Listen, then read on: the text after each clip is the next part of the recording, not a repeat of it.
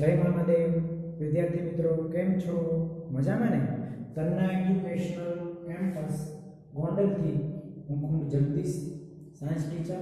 વિદ્યાર્થી મિત્રો, આપણે પ્રકરણ નંબર 3 પરમાણુ અને અણુઓ વિશે અભ્યાસ કરી રહ્યા છીએ. તો વિદ્યાર્થી મિત્રો, આપણે અગાઉના લેક્ચરમાં ચર્ચા કરેલી હતી. અગાઉના લેક્ચરમાં વિદ્યાર્થી મિત્રો આપણે ચર્ચા કરેલી હતી તત્વની સંજ્ઞા. તો વિદ્યાર્થી મિત્રો, આપણે જોયું હતું કે પહેલાના સમયમાં ખાસ કરીને અલગ અલગ પ્રકારના જે તત્વો છે એને ચિહ્નો દ્વારા દર્શાવવામાં આવતા હતા.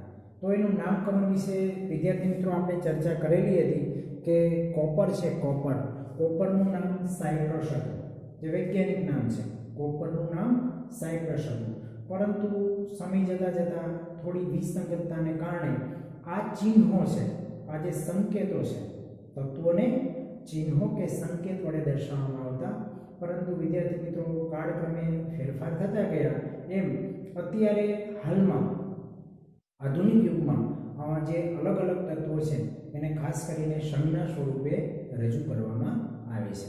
તો વિદ્યાર્થી મિત્રો, એના માટે આપણે જોયું હતું કે કોઈ પણ તત્વની જે સંજ્ઞા છે એનો પહેલો મૂળાક્ષર, પ્રથમ મૂળાક્ષર હંમેશા કેપિટલ હશે અને એના પછીનો જે મૂળાક્ષર છે એ સ્મોલમાં હશે. એક એક્ઝામ્પલ આપણે વિદ્યાર્થી મિત્રો ફરીથી આપણે લઈ લઈએ. દાખલા તરીકે સોડિયમ.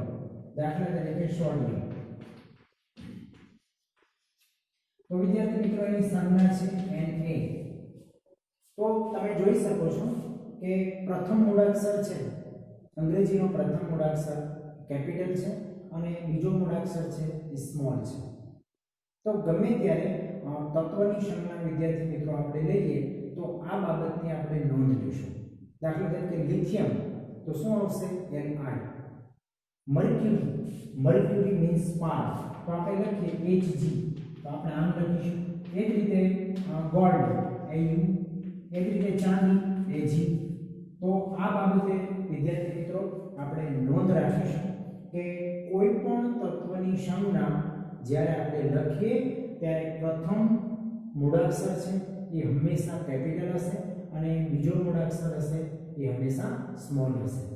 આ બાબતની આપણે નોંધ લેશું તો વિદ્યાર્થી મિત્રો આગામી વર્ષોમાં પણ આપણને ચોક્કસ ફાયદો થશે. અને એક જ મૂળાક્ષર હોય, એક્ઝામ્પલ તરીકે ફ્લોરિન, એમાં એક જ મૂળાક્ષર છે. તો એક જ મૂળાક્ષર છે તો આપણે એને ફરજિયાત કેપિટલ જ લખીશું. ફરજિયાતપણે આપણે કેપિટલ જ લખીશું. બરાબર છે? તો વિદ્યાર્થી મિત્રો, આજે સંજ્ઞા લખવાની જે બાબત છે એની આપણે વિદ્યાર્થી મિત્રો ખાસ નોંધ લઈશું. તો વિદ્યાર્થી મિત્રો, તમને પેજ નંબર 34 ઉપર ઘણા બધા તત્વોની સંજ્ઞા આપેલી છે. તો વિદ્યાર્થી મિત્રો, આપણે આની પહેલાના લેક્ચરમાં ચર્ચા કરેલી હતી કે રાસાયણિક સૂત્ર, અણુ સૂત્ર અથવા કોઈ રાસાયણિક સમીકરણ લખતી વખતે જો આપણને તત્વની સંજ્ઞા ન ખબર હોય તો વિદ્યાર્થી મિત્રો આપણે પ્રોબ્લેમમાં મુકાઈ જતા હોઈએ છીએ. તો વિદ્યાર્થી મિત્રો, આપણને કોષ્ટકમાં જે તત્વ આપેલા છે, તત્વના નામ આપેલા છે, તો એ બધા તત્વોની સંજ્ઞા આપણે કંઠસ્થ કરવી પડશે. કારણ કે રાસાયણિક સૂત્ર, અણુ સૂત્ર અથવા રાસાયણિક સમીકરણ માટે આ વસ્તુ જરૂરી છે, ખાસ જરૂરી છે. તો એમાં ઘણા બધા આપણને તત્વો આપેલા છે. કેલ્શિયમ Ca, બરાબર, carbon C, chlorine Cl, cobalt CO, fluorine F. Okay. અને એક બાબતનું વિદ્યાર્થી મિત્રો બીજું પણ આપણે ધ્યાન રાખીશું કે પ્રથમ અક્ષર છે એ કેપિટલ છે પણ બીજો અક્ષર છે એ સ્મોલ છે. તો એ સ્મોલ છે તો આપણે એને સ્મોલ જ કરશું, મતલબ થોડો નાનો કરશું. આમાં આપણે જોઈ શકીએ છીએ, આમાં એ તો એ છે એ n કરતા આપણે થોડો નાનો લખીશું. બરાબર છે? કદાચ આમાં મારે થોડી વિસંગતતા છે, આપણે જ્યારે લખશું ત્યારે એ બાબતની ખાસ નોંધ લેશું કે એ છે ને એ n કરતા આપણે થોડો નાનો લખીશું. એટલા માટે મેં શબ્દ વાપર્યો સ્મોલ, પ્રથમ છે કેપિટલ. તો આ બાબત પણ વિદ્યાર્થી મિત્રો થોડીક આપણે કાળજી લેશું તત્વની સંજ્ઞા લખતી વખતે. હવે વિદ્યાર્થી મિત્રો, આજનો આપણો જે પોઈન્ટ છે એ છે પરમાણુ ભાર. જેને વિદ્યાર્થી મિત્રો પરમાણુિક દળ પણ કહી શકાય. સૌપ્રથમ વિદ્યાર્થી મિત્રો આપણે પરમાણુ વિશે ચર્ચા કરી. પરમાણુ કે પદાર્થનો અતિ સૂક્ષ્મ જે કણ છે એ પરમાણુ છે. તો આ પરમાણુ છે એ આપણને નરી આંખે દેખાતો પણ નથી, અવિભાજ્ય છે, સંયુક્ત સૂક્ષ્મદર્શક યંત્રમાં પણ માંડ દેખાય છે. તો આ પરમાણુ છે કે જેને અવગણી પણ શકાય. તો આટલો બધો જે સૂક્ષ્મ પરમાણુ છે એને પણ વજન હશે, એને દળ હશે, એને ભાર હશે, એટલે કે એને પણ પરમાણુ ભાર હશે. તો વિદ્યાર્થી મિત્રો હા, ભલે એને ભાર, જેમ પરમાણુ પોતે સૂક્ષ્મ છે તો એનું દળ કે એનો ભાર એટલે કે પરમાણુ ભાર એ પણ એટલો જ સૂક્ષ્મ હશે. ઓકે, તો વિદ્યાર્થી મિત્રો આપણે ચર્ચા કરીએ કે સૌપ્રથમ પરમાણુ હતો એનો પરમાણુ ભાર કઈ રીતે નક્કી કરવો એ મોટી એક વિડંબના હતી. તો સૌપ્રથમ વૈજ્ઞાનિકોએ અલગ અલગ પ્રકારના તત્વ લીધા અને એ લોકોએ સમજાવવા માટેનો પ્રયાસ કરેલો. તો સૌપ્રથમ વિદ્યાર્થી મિત્રો પરમાણુનું દળ એટલે કે પરમાણુ ભાર નક્કી કરવો મુશ્કેલ હતો. તો અલગ અલગ વૈજ્ઞાનિકોએ અલગ અલગ પ્રયાસો કરેલા હતા. એમાં સૌપ્રથમ વિદ્યાર્થી મિત્રો કાર્બન આપણને બતાવેલું છે, કાર્બન મોનોક્સાઇડ. તો એમાં બે તત્વ છે, એક કાર્બન છે અને બીજું ઓક્સિજન છે. એક કાર્બન છે વિદ્યાર્થી મિત્રો, બરાબર છે, એક કાર્બન અને બીજું કોણ છે? ઓક્સિજન. તો કાર્બન છે એ ઓક્સિજન સાથે જ્યારે સંયોજાશે, બરાબર, કાર્બન અને ઓક્સિજનમાંથી આપણને ખબર છે શું બને છે? Carbon monoxide. તો એમાં 3 ગ્રામ છે એ કાર્બન હશે અને 4 ગ્રામ છે, બરાબર, 4 ગ્રામ શું હશે? ઓક્સિજન છે. એક એક્ઝામ્પલ આપી દઈએ, કારણ કે જ્યારે પરમાણુ ભાર નક્કી કરવામાં આવેલો ત્યારે ઘણી બધી મુશ્કેલી પડી હતી. તો સૌપ્રથમ વૈજ્ઞાનિકોએ એવું વિચાર્યું કે દાખલા તરીકે આ અણુ છે, કાર્બન મોનોક્સાઇડનો અણુ છે અથવા સંયોજન છે. તો કાર્બન છે એ ઓક્સિજન સાથે સંયોજાય અને જે સંયોજન બનાવે છે એમાં આપણે સમજી લઈએ કે કાર્બન છે એનું પ્રમાણ 3 ગ્રામ છે અને ઓક્સિજનનું પ્રમાણ 4 ગ્રામ છે, બરાબર છે. કાર્બનનું પ્રમાણ 3 ગ્રામ છે અને ઓક્સિજનનું પ્રમાણ 4 ગ્રામ છે. એવું કેવું હોય તો કહી શકીએ કે કાર્બન છે, ઓક્સિજનનું જે દળ છે કે કાર્બન પોતાના દળ કરતા 4/3 ગણું વધારે દળ ધરાવતું જે ઓક્સિજન છે, બરાબર, સમજો. વાક્ય નાનું છે પણ ઈઝી છે. આમાં ખબર છે કે વધારે દળ કેનું છે? ઓક્સિજનનું. ઓછું દળ કોનું છે? કાર્બનનું. તો કાર્બન છે, કાર્બન શું કહે છે? તો કે કાર્બન એમ કહે છે કે મારું જે દળ છે, કાર્બન એમ કહે છે કે મારું જે દળ છે ઈ દળ કરતા 4/3 ગણું દળ ધરાવતું જે ઓક્સિજન છે, બરાબર, એની સાથે હું સંયોજાઉં છું, રાસાયણિક બંધથી જોડાઉં છું અને જોડાવાને કારણે સંયોજન બને છે એ કાર્બન મોનોક્સાઇડ છે. તો કહેવાનો ટૂંકમાં વિદ્યાર્થી મિત્રો અર્થ એ છે કે કાર્બનનું દળ ઓક્સિજન કરતા અમુક પ્રમાણમાં વધારે છે, એનું મૂલ્ય થોડું વધારે છે, 1 ગ્રામનો ડિફરન્સ છે એ તમને જોવા મળે છે. તો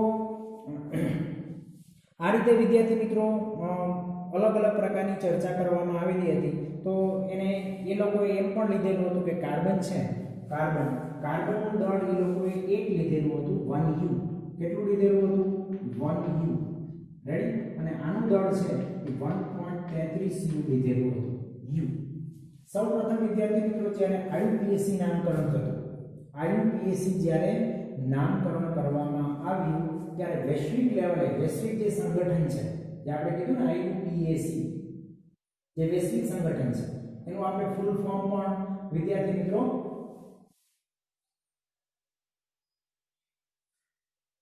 જોયું હતું. ઓકે, IUPAC નું પૂર્ણ નામ. તો સૌપ્રથમ આ જે પરમાણુ ભાર છે એ પરમાણુ ભારનો એકમ નક્કી કરવામાં આવેલો હતો. તો સૌપ્રથમ પરમાણુ ભારનો જે એકમ હતો એ વિદ્યાર્થી મિત્રો AMU હતો.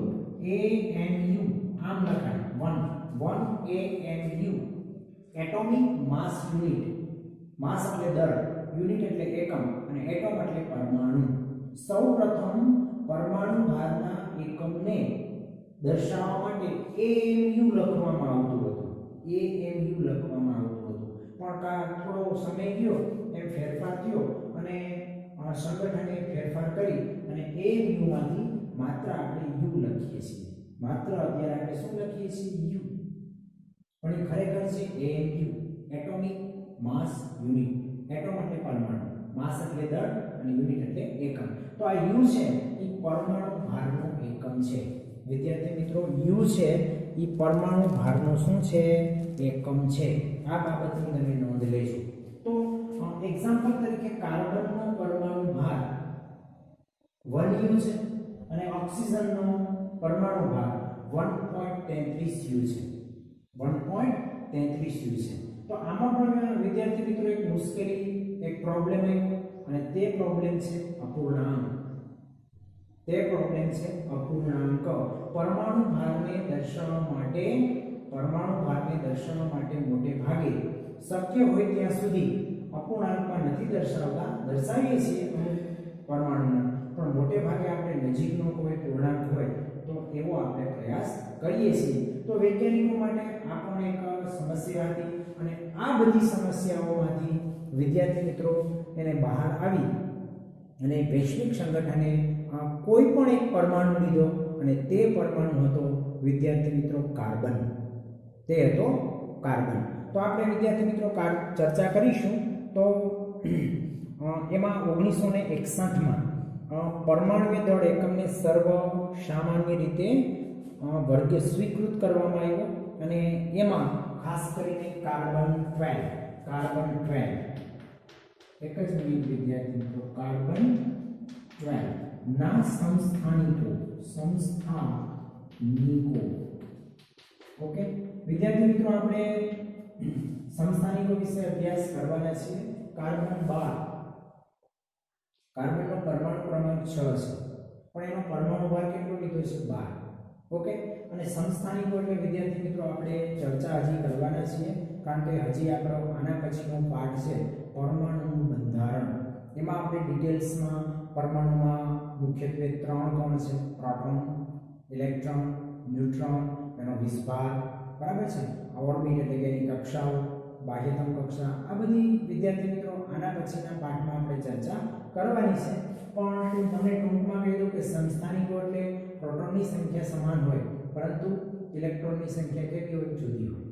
અને એને એટલે કે પરમાણુ ક્રમાંક સમાન હોય, બરાબર. પ્રોટોનની સંખ્યા સમાન હોય પણ ઇલેક્ટ્રોનની સંખ્યા પ્રોટોનની સંખ્યા સમાન હોય પરંતુ ન્યુટ્રોનની સંખ્યા જુદી હોવાને કારણે પરમાણુ ભારમાં શું પડે? ફેર પડે, બરાબર. હાઇડ્રોજનના બે સમસ્થાનિક છે, ડ્યુટેરિયમ અને ટ્રિટિયમ. એ જ રીતે કાર્બન 12 છે, એના જે સમસ્થાનિકો છે, બરાબર. સમસ્થાનિકો એટલે ખબર પડી કે પ્રોટોનની સંખ્યા સમાન હોય પણ ન્યુટ્રોનની સંખ્યા જુદી જુદી હોય અને એને કારણે પરમાણુ ભારમાં ફેર પડે. વિદ્યાર્થી મિત્રો, તમે પ્રોટોન અને ન્યુટ્રોનનો સરવાળો કરો, કોઈ પણ તત્વના પરમાણુમાં રહેલા પ્રોટોન અને ન્યુટ્રોનનો તમે સરવાળો કરો એટલે તમને પરમાણુ ભાર મળે. તો કહેવાનો અર્થ એ છે કે કાર્બન અને કાર્બનનો સમસ્થાનિક આ બંને તમે લેશો તો કાર્બનમાં અને એના સમસ્થાનિકમાં પ્રોટોનની સંખ્યા સમાન હશે પરંતુ બેમાં ન્યુટ્રોન જુદા જુદા હશે. તો પ્રોટોન અને ન્યુટ્રોનનો તમે સરવાળો કરશો એટલે કે બંનેના પરમાણુ ભાર છે એ તમને જુદા જુદા જોવા મળશે. આને આપણે કીધા સમસ્થાનિકો. પ્રોટોનની સંખ્યા સમાન હોય પરંતુ ન્યુટ્રોનની સંખ્યા કેવી હોય? જુદી જુદી હોય અને એને કારણે પરમાણુ ભારમાં આપણને ફરક જોવા મળે છે, બરાબર. એને એકબીજાને શું કહે છે? સમસ્થાનિકો. આઇસોટોપ. શું કહે છે? આઇસોટોપ. તો વિદ્યાર્થી મિત્રો, હવે જે તત્વને સ્વીકૃત કરવામાં આવેલો છે એ તત્વ વિશે વિદ્યાર્થી મિત્રો આપણે અગાઉના લેક્ચરમાં ચર્ચા કરીશું, બરાબર છે. કાર્બન 12ના સમસ્થાનિકો. ઓકે, તો વિદ્યાર્થી મિત્રો ફરી પાછા આપણે લેક્ચરમાં મળીશું. ત્યાં સુધી બધા વિદ્યાર્થી મિત્રો સ્ટે હોમ, સ્ટે સેફ. જય મા.